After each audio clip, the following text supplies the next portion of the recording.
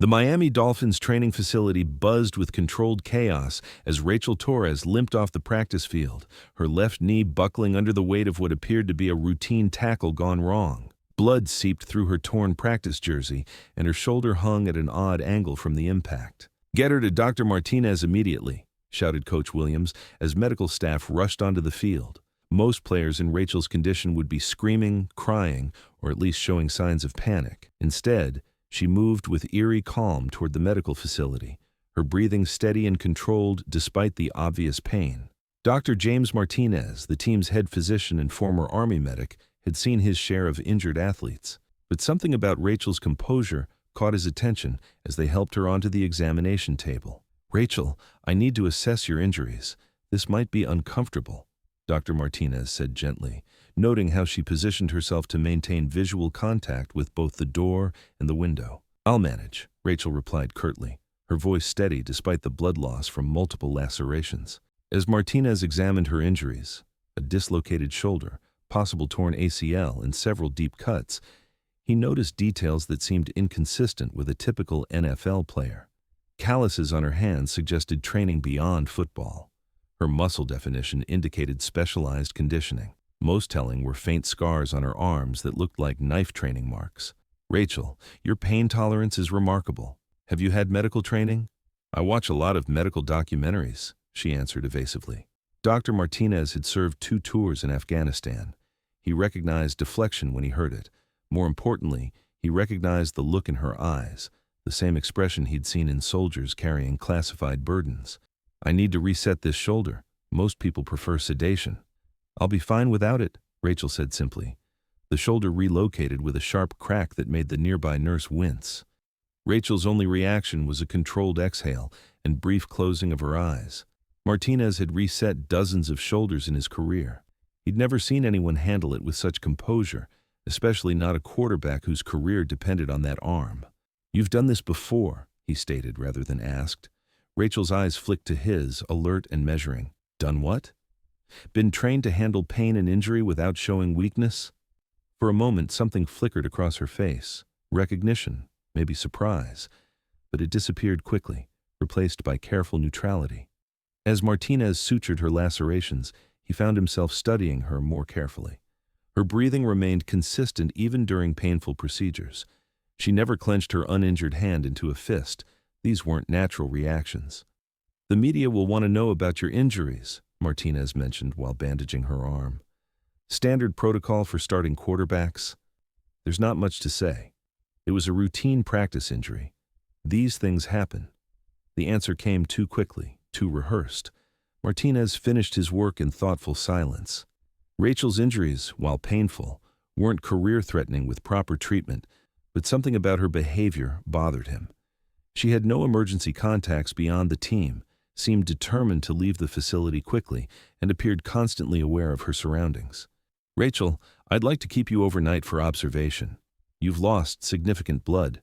"That's not necessary. I feel fine." "It's not about how you feel. It's about proper medical care." She studied his face carefully, as if calculating risks he couldn't understand. "One night," she finally agreed.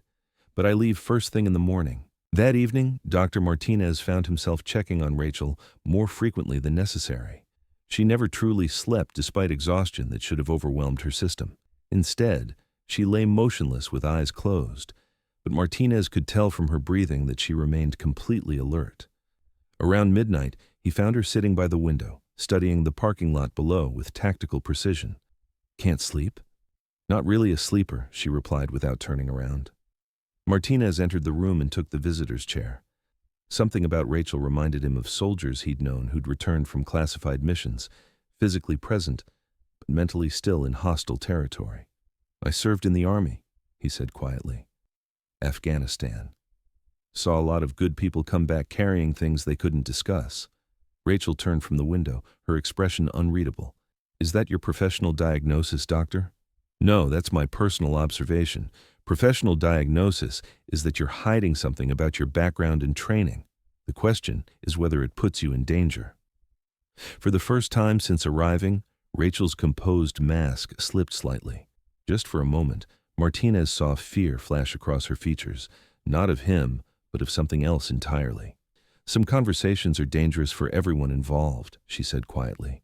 Martinez nodded slowly, recognizing both a warning and a plea for understanding. Rachel, I've worked with special operations personnel. Your reactions, your conditioning, your awareness, this goes beyond athletic training. What kind of work did you do before the NFL? She was quiet for several minutes, weighing her options. The kind where you don't get to retire. You either complete your mission or become a liability that needs to be eliminated. Martinez felt cold, understanding settle in his chest. Intelligence work. Something like that. Let's just say I was very good at infiltrating organizations where powerful people preferred to keep their activities private. What happened? Rachel moved away from the window, her posture shifting into what Martinez now recognized as operational readiness. I found something I wasn't supposed to find about people I work for. People who've been manipulating NFL games for massive gambling profits while destroying the careers of players who won't cooperate. The next morning, Rachel was gone. The nurses reported she had left around 5 a.m., declining assistance and walking out despite her injuries. She had signed herself out against medical advice, listing no forwarding address. Dr. Martinez spent the day troubled by her abrupt departure. He'd seen enough wounded soldiers to recognize someone running from more than physical pain. 3 days later, Martinez was grabbing coffee downtown when he spotted her. Rachel sat at a corner table, back to the wall, eyes constantly monitoring entrances and exits. She wore a loose hoodie that concealed her injuries, but Martinez could see the careful way she held her shoulder. "Mind if I join you?" he asked, approaching slowly. Rachel looked up, and for a brief moment, relief flickered across her features. "Free country," she said, gesturing to the empty chair. Martinez sat down, noting how Rachel positioned herself to keep watching the door even while talking. "How are the injuries healing?" "Fine. Clean work, Doc. You should be resting that shoulder for at least another week." "I heal fast." Martinez studied her face, noting shadows under her eyes and tension in her jaw. "Rachel, are you in trouble?" She was quiet for a long moment. "What made you leave the Army for sports medicine?" The deflection was deliberate, but Martinez answered honestly. "Wanted to help people heal instead of patch them up to fight again. Found out I was good at putting athletes back together. Ever miss it? The action? Sometimes. There's something to be said for knowing exactly who the enemy is." He paused. "But I don't miss carrying secrets that could get people killed." Rachel's coffee cup stopped halfway to her lips. She set it down and looked at him directly. "You think that's what I'm carrying?" "I think you're someone trained to handle dangerous situations. I think you're very good at whatever you do. And I think you're scared, which means whatever you're running from is serious enough to frighten someone who doesn't scare easily." Rachel leaned back, never taking her eyes off his face. "How long have you been running?" Martinez asked quietly. "Who says I'm running?" "Someone who checks exits, sits with her back to walls, and disappears from medical facilities at dawn." Rachel watched the street outside for several minutes before speaking. 6 months, maybe longer if I'm honest about when things started going wrong. "What kind of work did you do?" "The kind where you infiltrate criminal organizations, gather evidence of corruption, and try to build cases against people who have unlimited resources and government connections." Martinez felt pieces clicking together. "You were undercover in the NFL. I was investigating suspected game fixing and discovered something much bigger. A network involving team owners, referees, league officials, and organized crime families.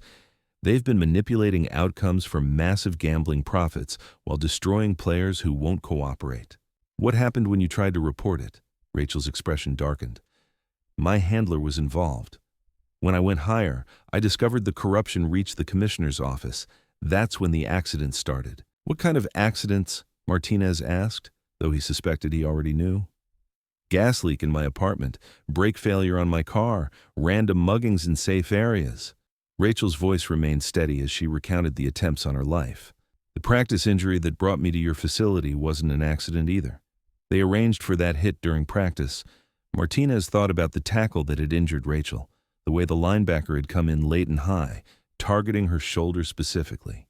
"You think your own teammates are involved?" "Some of them. The linebacker who hit me, Marcus Rivera, has gambling debts that mysteriously disappeared last month.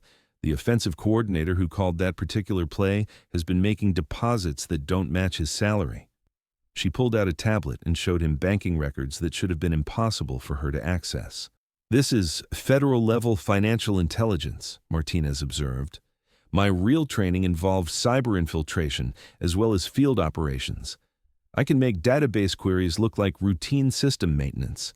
The records revealed a sophisticated network of payments flowing between offshore accounts, sports betting operations, and individuals throughout the NFL hierarchy. "Look at this," Rachel pointed to specific transactions. "These payments coincide exactly with controversial referee calls that affected point spreads. They're not just fixing games, they're timing the fixes to maximize betting profits." Martinez studied the evidence, recognizing dates from games where unusual calls had changed outcomes dramatically. "How deep does this go?" "At least 30 people I can identify. Team owners, league officials, referees, players, coaches. They've been operating for years, and their profits are in the billions." Rachel accessed another screen showing player medical records. "They also target players who won't cooperate. Career-ending injuries, failed drug tests, personal scandals, all orchestrated to control who plays and who doesn't. That's why you became a quarterback. Perfect position to observe the corruption, and perfect target once they realized I was gathering evidence instead of participating." Martinez absorbed the implications. "Rachel, if what you're showing me is accurate, this would be the biggest scandal in sports history. Which is why they'll kill both of us rather than let it come to light." "Why tell me this?" Martinez asked. "You could have just disappeared." "Because you're clean. I've been investigating everyone connected to the team for months. Your financial records show no suspicious deposits. Your communications show no contact with known gambling operations. More importantly, your military background means you understand operational security." She closed the tablet. "I need medical support to stay functional while gathering final evidence. You need to know what's happening to your team and your players." Martinez considered the risks. Getting involved meant becoming a target of people with unlimited resources and no conscience. But staying neutral meant allowing corruption to destroy the sport and the athletes he'd sworn to protect. "What would you need from me?" "Secure communications, safe medical treatment when necessary, and help verifying some of the evidence I've gathered." "And in return?" "When this is over, you'll have helped expose a criminal network that's been destroying careers and corrupting professional football." Martinez made his decision. "What's the plan?" "First, we need to get somewhere secure where I can show you everything I've discovered. Then, we figure out who in law enforcement can be trusted with evidence this sensitive.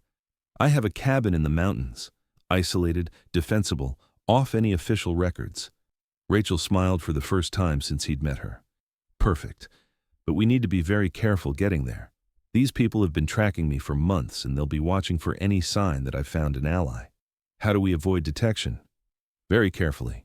We'll travel separately, use different routes, maintain communication silence until we arrive." She handed him an encrypted phone. "Use this only if you're in immediate danger." As they prepared to leave separately, Martinez realized how completely his life had changed. A week ago, he'd been a team physician worried about player injuries. Now he was preparing to go underground with an undercover federal agent investigating the biggest corruption scandal in sports history. "Dr. Martinez, before we commit to this, you should know that my training involved more than just intelligence gathering." "What do you mean?" Rachel's expression became distant, dangerous. "I was also trained to eliminate problems that couldn't be handled through conventional law enforcement." "Are you saying you're prepared to kill people?" "I'm saying that if they force my hand, if they threaten innocent players or try to silence us permanently, then yes, I'm prepared to do whatever it takes." Martinez nodded, understanding they had crossed into territory where normal rules no longer applied. The mountain cabin sat hidden in dense forest, accessible only by a winding dirt road that Martinez used for hunting trips. Rachel arrived 6 hours after him, approaching through the woods rather than using the road. "Any problems?" he asked as she entered. "2 cars following me for the last 100 miles. Lost them outside Denver, but they're definitely searching." She activated a device that scanned for electronic surveillance before setting up sophisticated computer equipment she'd retrieved from a hidden cache. "Now I can show you the full scope of what we're dealing with." For the next 4 hours, Rachel walked Martinez through evidence that revealed corruption extending far beyond game fixing. The network was involved in money laundering, tax evasion, and connections to organized crime families across the country. This isn't just about football, Martinez realized. They're using the NFL as a front for a massive criminal enterprise. Exactly. The gambling manipulation is just one revenue stream. They also control player contracts, merchandise deals, media coverage, even stadium construction contracts. Rachel pulled up medical records from multiple teams. Look at this pattern of injuries. Players who refuse to cooperate or threaten to expose the corruption consistently suffer career-ending injuries that can't be definitively proven as intentional. Martinez studied the data, recognizing patterns that were too consistent to be coincidental. They're destroying players' lives to maintain control, and they'll destroy ours if we don't stay ahead of them. As if summoned by her words, Rachel's encrypted phone buzzed with a message. Her face went pale as she read it. What is it? Message from my one remaining contact in the bureau. They've issued elimination orders, not just for me, but for anyone helping me. Martinez felt familiar adrenaline surge through his system. How do they know I'm helping you? Database analysis. I've been accessing systems that would be impossible for someone working alone. They know I have technical support and medical assistance. She turned to him with grim determination. Martinez, once we walk out that door, we're not just investigating corruption anymore. We're being actively hunted by people who have NFL security, law enforcement connections, and criminal enforcement capabilities. Then we make sure they can't find us to act on those orders. Rachel studied his face, looking for uncertainty. What she saw was the quiet resolve of someone who'd made peace with dangerous circumstances. There's a federal prosecutor in Denver who's been secretly investigating sports gambling corruption. If we can reach her with this evidence. How do we get there without being detected? Very carefully, and we better move fast because according to this message, they're planning to eliminate all potential witnesses within 48 hours. They left the cabin separately at dawn, using different vehicles and routes toward Denver. Rachel traveled light, carrying only essential equipment and weapons she'd retrieved from various hidden caches. Martinez took a longer route through back roads, staying off highways where tracking would be easier. The encrypted phone buzzed as Martinez reached the outskirts of Denver. Rachel's voice was tense but controlled. We have a problem. They found the cabin an hour after we left. Professional search team, military-grade equipment. This isn't just criminal enforcement anymore. Government resources? Looks like it, which means the corruption reaches federal law enforcement levels. Martinez felt the weight of what they were facing. Where are you? Safe house downtown, but Martinez, there's something else. The prosecutor I mentioned, Janet Morrison, she's been compromised. I intercepted communications indicating she's been feeding information to the network. So who can we trust? I'm working on that. But first, we need to survive the next 24 hours. They're conducting a citywide search, and they have resources that include facial recognition systems and traffic monitoring. What's the plan? Meet me at coordinates I'm sending to your phone. Come prepared for extended operations, because we're going to have to take this network down ourselves. The coordinates led Martinez to an abandoned warehouse in an industrial district. Rachel was waiting inside, having transformed the space into a temporary command center with computer equipment and tactical gear. Welcome to the Resistance, she said grimly. Martinez surveyed the setup, impressed by her operational efficiency. This looks like you're planning a war. That's exactly what this is. A war between us and a criminal network that has government protection and unlimited resources. She showed him intercepted communications on multiple screens. They're not just hunting us anymore. They're eliminating anyone who might have information about their operations. 12 people have died in the past 24 hours. Journalists, investigators, whistleblowers. Martinez studied the names, recognizing several as people who'd raised questions about NFL integrity. They're conducting a massive purge, which means we have a narrow window to expose them before they eliminate all the evidence and witnesses. Rachel turned to face him, her expression showing the dangerous competence he'd glimpsed before. Martinez, I need you to understand what we're about to do. We're not just gathering evidence anymore. We're going to have to actively fight people who have training and resources equal to mine. Are you saying we might have to kill people?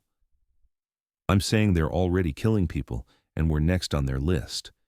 If we're going to stop them and expose the truth, we're going to have to be better at this game than they are.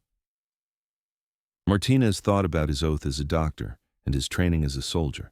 Sometimes the only way to save lives was to take them. Then we better make sure we're very good at staying alive. Over the next 18 hours, Rachel and Martinez waged a shadow war against the corruption network. Using her cyber warfare skills, Rachel systematically exposed bank accounts, communications, and operational plans while staying ahead of teams hunting them throughout the city.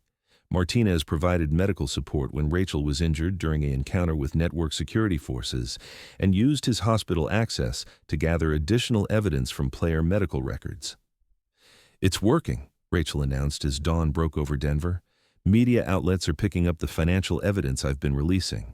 Federal prosecutors who aren't compromised are opening investigations." She showed him news feeds where the story was breaking nationally. "The network is in full retreat. They're trying to destroy evidence and eliminate final witnesses, but they're too exposed now." Martinez watched coverage of what reporters were calling the biggest scandal in sports history. "What happens to us now? We testified to federal investigators who verified our evidence. The network's leadership is being arrested, and player safety protocols are being completely overhauled." 3 months later, Rachel Torres returned to the Miami Dolphins as their starting quarterback, her cover identity no longer necessary. The investigation she had initiated led to the arrest of over 40 individuals and reforms that would protect player safety for generations. Dr. Martinez received commendations for his role in exposing the corruption, but what mattered most to him was knowing that players could now compete without fear of career-ending retaliation. 6 months after the scandal broke, Rachel Torres stood before a packed press conference, finally able to reveal her true identity as the undercover federal agent who had exposed the corruption network. "For 2 years, I lived as a professional quarterback while investigating the systematic manipulation of games and exploitation of players," she told the assembled media. "What I discovered was worse than anyone imagined. A criminal enterprise that treated professional athletes as expendable assets in a multi-billion-dollar gambling operation." She looked directly into the cameras. "The courage of players who spoke truth to power, despite threats to their careers and lives, made this investigation possible. Professional football is now cleaner and safer because they refuse to be intimidated." In the audience, Dr. Martinez watched with quiet satisfaction as Rachel answered questions about her dual life. She had successfully completed one of the most complex undercover operations in federal law enforcement history. But more importantly, she had proven that sometimes the most effective way to fight corruption is from within, using whatever position and skills you possess to protect those who cannot protect themselves. The quiet quarterback who had seemed unremarkable to her teammates had turned out to be one of the most remarkable people any of them had ever known. Her story became proof that heroes often hide in plain sight, doing dangerous work to protect others from threats they never even knew existed. Rachel Torres had saved professional football by being willing to risk everything for the truth. Her legacy would be measured not in touchdown passes or victories, but in the lives and careers she had protected through her courage to stand against corruption, no matter the personal cost.